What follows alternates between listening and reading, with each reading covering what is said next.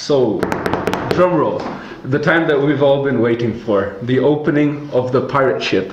And I'm so happy and honored that it's Karen Rentmeesters here from AWDC who is going to be doing the honors. So, over to you, Karen. Please open our pirate ship. Nice. Exciting, exciting. Yes. No diamonds, sorry guys.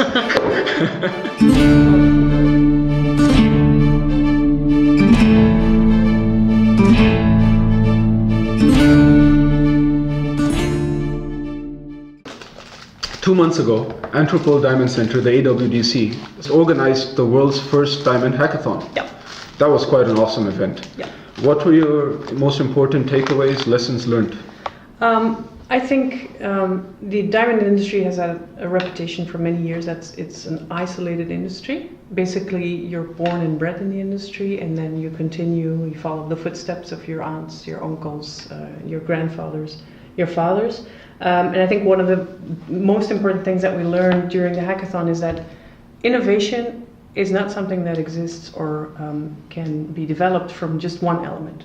What you need is several elements, and I think one of the things that's important is that you need to create a sort of context which allows for a certain chemistry to take place. And the context is that you have a platform, could be anything, it could be an event like a hackathon, could be something like Lifare, where you allow the several elements, different elements who would otherwise not be in touch with each other, to get in touch with each other, and literally chemistry can take place. So I think that's the magic and the key takeaway of the hackathon. One really interesting aspect was it was not very technological focused, but also with a very important marketing focus as well. Yeah, I think a lot of people mistake innovation with technological developments. I think putting brains together and people who have knowledge on all kinds of things, not just the technological sides. How do we work? How do we organize our work? How do we move from one step to the next? How do we develop an idea into something that is actually a viable business concept, and then take it further, like, put it internationally in perspective. I think that's equally important, if not more important.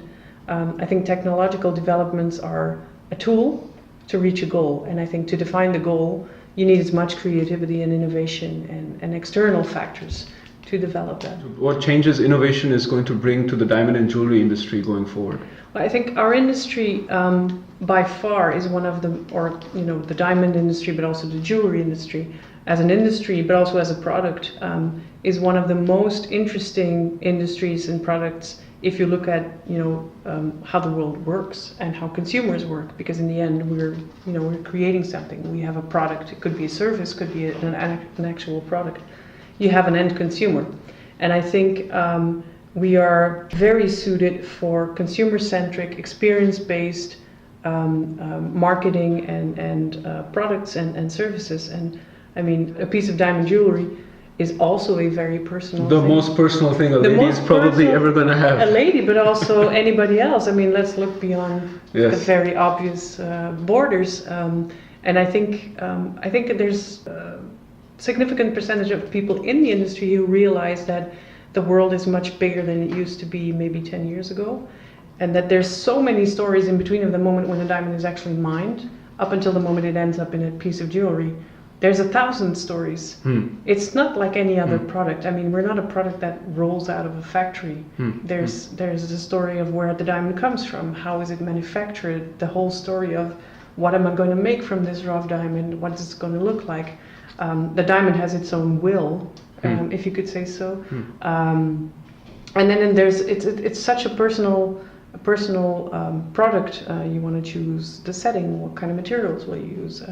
It's a very, very experience-based product, which is very, very personal in every aspect. So I think, as an industry, as a product, we're very suitable for the world we live in today, in the sense that it's It's all about experience. You touched a very good point about innovation broadening the current perspective of how we look at things. Mm-hmm. You mentioned that there are thousands of stories from when the rough gets from the rough stage to the polished stage. Is it right that innovation is going to be mainly in the B2C segment, or do you also see a lot of innovation happening in the B2B segment? I think both areas are very interesting in terms of where innovation could be interesting or suitable.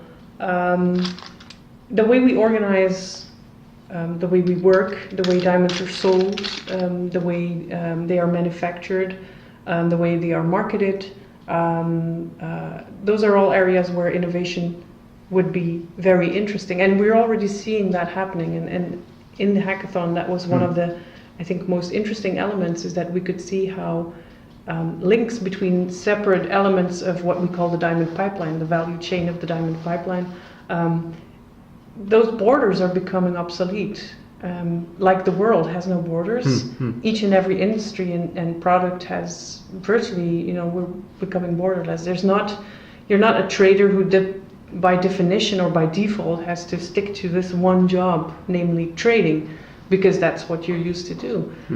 There could be someone with a very good, bright idea who could come up to you, and together you could, define a new concept or a new way of marketing diamonds, or maybe even a new use of diamonds. I mean, who knows? I think there's no limit to a B2B or a B2C division. Absolutely. So, Karen, innovation then leads on to disruption. What is your opinion on how disruption is going to face the industry? Well, disruption is already knocking on the door. I think some people don't realize it's not even a question of is it coming, it's here already. And the question now is, do you get on board or not? This doesn't mean that you have to get rid of the way you've been doing business for probably more than 5.5 centuries is in our industry the case.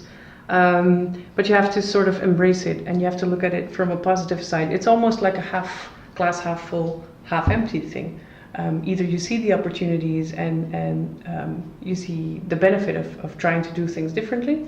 And I always think that, disruption is one thing, but it's always going to be a merger of existing things and ways of doing business or looking at problems and new ways of looking at it. I don't think it's a matter of throwing everything overboard and doing new things. I think it's always going to be a mix of what you already know, what you're used to do, and things that are new or angles of looking at something. Disruption is knocking on the door, but disruption doesn't wait for the door to open, right? It breaks the door down and gets in. It breaks the door down, and I think if you're not on board, you will be overboard, literally, and then you'll be out of the game. And I don't think that's anyone is interesting of. If you want to be out of the game, then you might as well quit. So using the pirate analogy, either stay on the boat or walk the plank. Exactly. That's it. The bear is walking the plank. The bear is not into disruption. So finally, Karen, what attracted you and Antwerp Royal Diamond Center to partner with Lifare? Well, I think if you want to, be innovative, you need to create contexts and platforms and opportunities for people to embrace innovation and to get on board of that innovation, literally on board of the pirate ship of innovation. And as AWDC, one of our jobs, one of our tasks is to help people to get on board of innovation. And Lifare actually has the same goal. Basically, you want to help people and push them further than they probably would when they're alone. Bringing people together, it's about the chemistry. You need to bring the elements together that can boost somebody and that can actually, bring somebody further than they would if they would be going at it alone. And so that's why we're happy to support this, because it's exactly, the goal of Lifare and the goal of AWDC are perfectly aligned. So it's great to be part of that. Oh, fantastic! Thanks a lot for coming on board our ship. And that's not very far. But I see there is a lady who needs a diamond, so we'll ask Karen to make a customer. Yeah.